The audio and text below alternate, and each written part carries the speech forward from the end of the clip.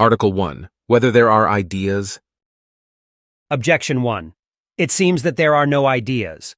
For Dionysius says that God does not know things by ideas, but ideas are for nothing else except that things may be known through them. Therefore, there are no ideas.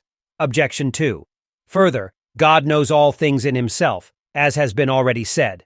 Question 14, Article 5.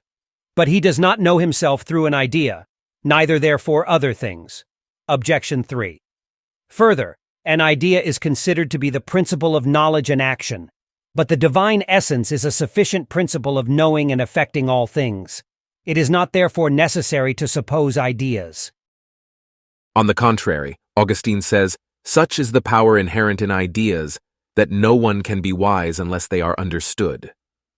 I answer that it is necessary to suppose ideas in the divine mind, for the Greek word idea is in Latin forma. Hence, by ideas are understood the forms of things, existing apart from the things themselves. Now, the form of anything existing apart from the thing itself can be for one of two ends: either to be the type of that of which it is called the form, or to be the principle of the knowledge of that thing, inasmuch as the forms of things knowable are said to be in him who knows them.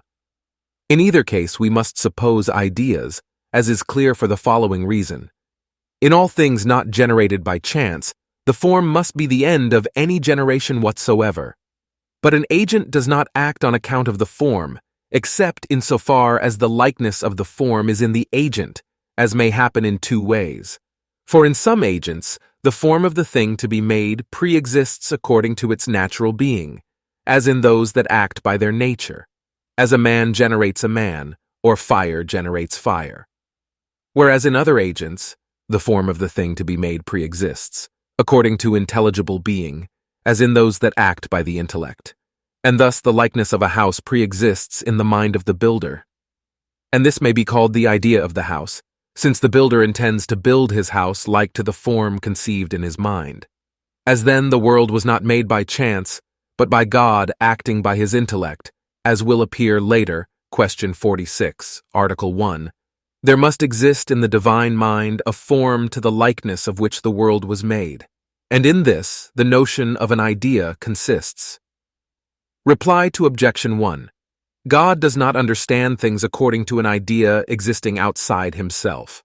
Thus Aristotle rejects the opinion of Plato, who held that ideas existed of themselves and not in the intellect. Reply to Objection 2.